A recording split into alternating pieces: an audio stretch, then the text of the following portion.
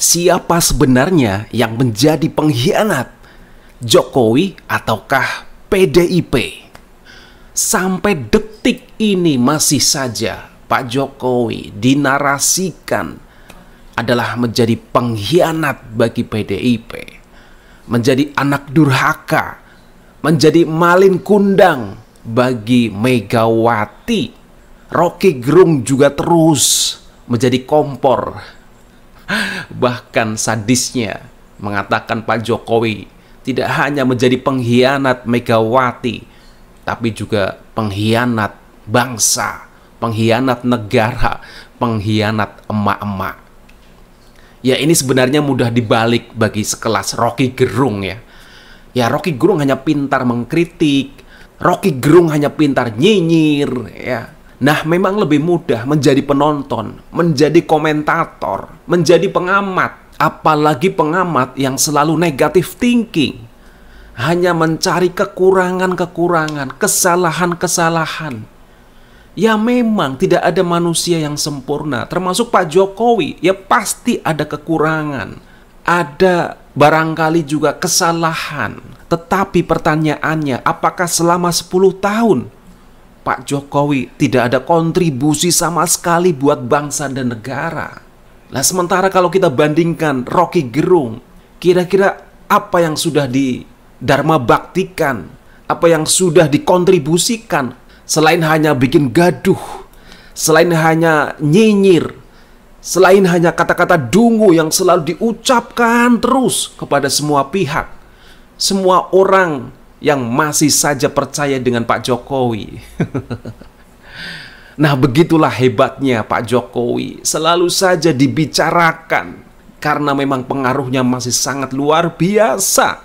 Sampai sekarang, sampai detik ini, ketika Pak Jokowi sudah tidak lagi menjabat presiden, itu masih saja orang membicarakan Pak Jokowi. Bahkan berduyun-duyun sowan kepada Pak Jokowi. Nah, terkait tentang pengkhianatan, ya coba kita akan merunut sebenarnya siapa yang menjadi pengkhianat. Tetapi begini ya, dalam dunia politik yang namanya pindah haluan, yang namanya pindah partai, itu hal yang sangat-sangat biasa. Padahal kalau kita melihat ya, PDIP banyak sekali memecat kader-kader terbaiknya. Nah, tetapi mereka tidak dipermasalahkan oleh PDIP. Tetapi untuk Pak Jokowi sangat-sangat beda. Seolah-olah mereka menganggap Pak Jokowi benar-benar menjadi pengkhianat. Ibaratnya sudah dibesarkan ya, sudah dikasih panggung, sudah dirawat sedemikian rupa ya. Mulai dari wali kota, gubernur, menjadi presiden. Itu semua adalah jasa-jasa PDIP. Mereka menganggap bahwa semuanya itu adalah peran PDIP yang membesarkan Pak Jokowi hingga seperti ini. Nah, itu dari sudut mereka. Tetapi kalau kita lihat sejarah, ya, memang awalnya ketika menjadi wali kota Solo, itu memang PDIP yang menjadi kendaraan politik Pak Jokowi. Tetapi ketika di periode kedua Pak Jokowi, itu sebenarnya peran banyak partai, bukan hanya PDIP. Seandainya PDIP nggak mau mengusung Pak Jokowi sudah banyak banget kendaraan politik. Karena apa? Kesuksesan Pak Jokowi dalam memimpin kota Solo, keberhasilan Pak Jokowi dalam memimpin kota Solo.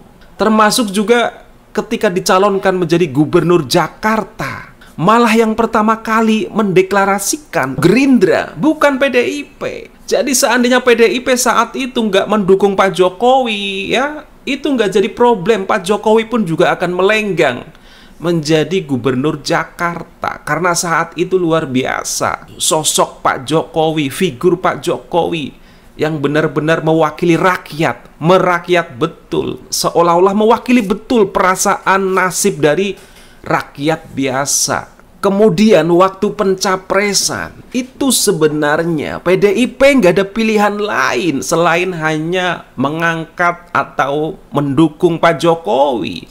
Tidak ada waktu itu kader terbaik selain Pak Jokowi. Jadi Pak Jokowi adalah ya pilihan terbaik saat itu. Pilihan yang ada.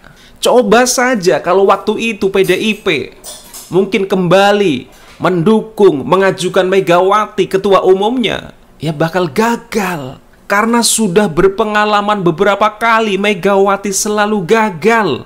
Megawati menjadi presiden gara-gara menggantikan Gus Dur. Bahkan Gus Dur sampai menuduh siapa pengkhianat Gus Dur. Ya Megawati. Kemudian ada Amin Rais. Itu Megawatilah yang membuat Gus Dur akhirnya dikudeta dari pemerintahan. Pengkhianatnya Megawati, itu klaim Gus Dur. Dan itu fakta. Nah, justru Megawatilah pengkhianat. Nah, artinya apa? Dalam politik itu biasa. Berbeda pilihan, pindah partai, pindah prinsip-prinsip berpolitik.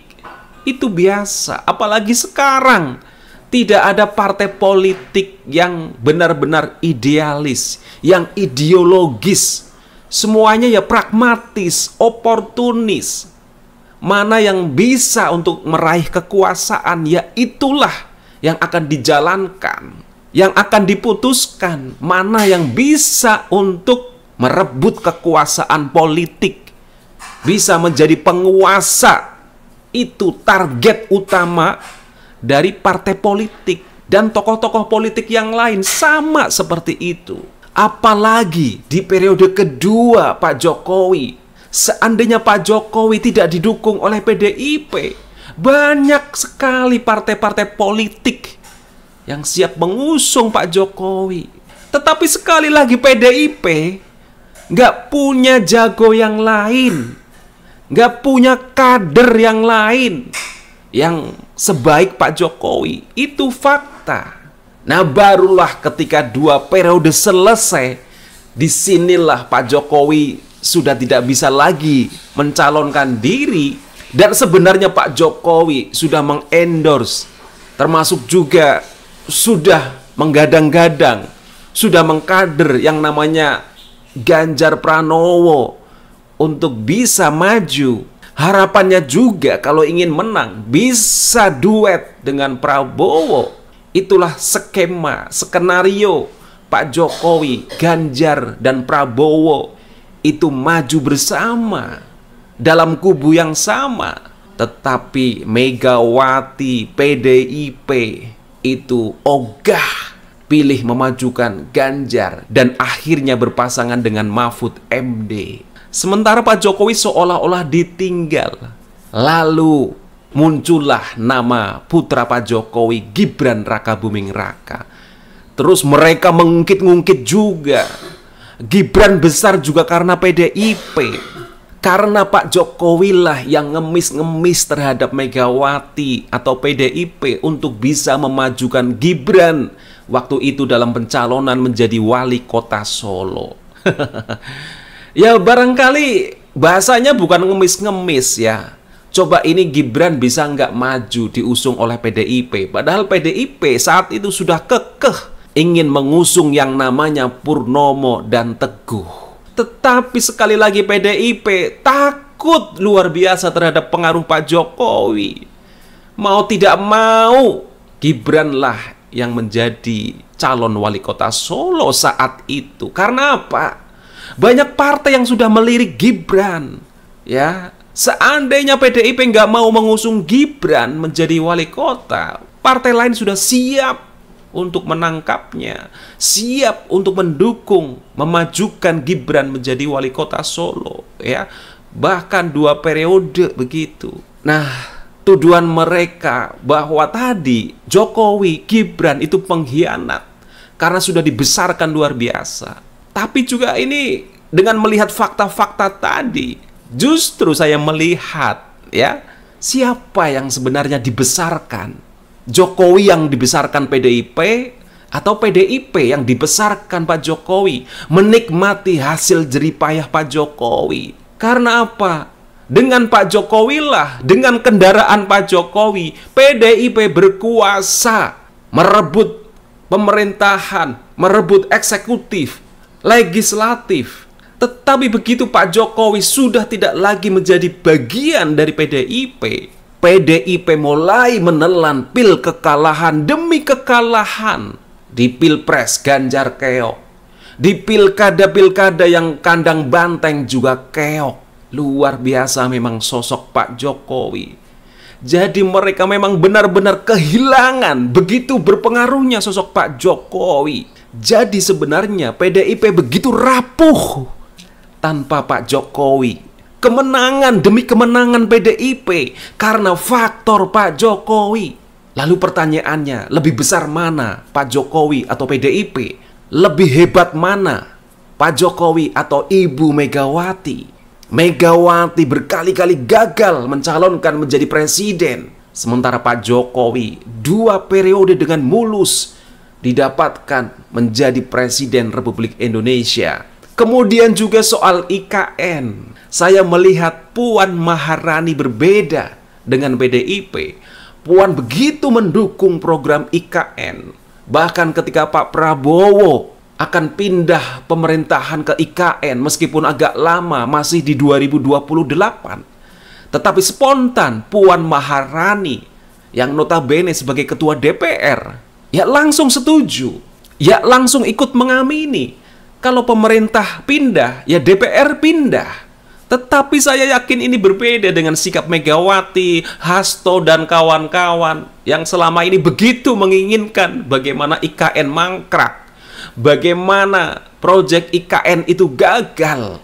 Begitu bersoraknya, gembiranya ketika mengetahui IKN itu gagal. Itulah Megawati, Hasto, dan kawan-kawannya. Tapi mereka juga mungkin ke depan akan menyesal ya.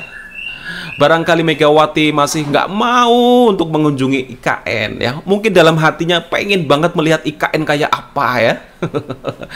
Karena hanya melihat foto-foto, video-videonya yang luar biasa, menakjubkan begitu ya. Penasaran saya yakin Megawati ingin ke IKN, termasuk Hasto ya. Itu mungkin dalam hati kecilnya menyesal ya. Karena apa? Kalau begitu nanti Megawati, Hasto berkunjung ke IKN, bakal dibully habis-habisan ya. Bener-bener saya yakin mereka juga dilematis gitu. Melihat bagaimana IKN ini berdiri, padahal IKN pindah ibu kota adalah cita-cita Bung Karno. Dan Pak Jokowi lah yang bisa mewujudkannya. Nah, sekali lagi, siapa yang menjadi pengkhianat? Padahal proyek IKN sudah disetujui oleh DPR, termasuk fraksi PDIP.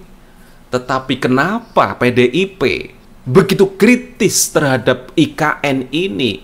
Begitu nyinyir terhadap IKN ini? Kalau ada sedikit hal-hal yang mungkin tidak sesuai dengan progres pembangunan, wah, PDIP paling kenceng mengkritik.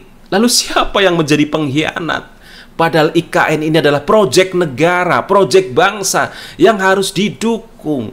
Karena pemerintahan ke depan tidak Java sentris, bisa benar-benar merata, berkeadilan. Pembangunan benar-benar bisa merata di semua pelosok daerah di Indonesia. Nah, silakan Anda bisa menilai sendiri. Siapa sebenarnya yang menjadi pengkhianat? Pak Jokowi lah atau PDIP? Ketika melihat fakta-fakta yang sudah saya ungkapkan tadi. Terima kasih, ini hanya opini pribadi saya. Sampai jumpa.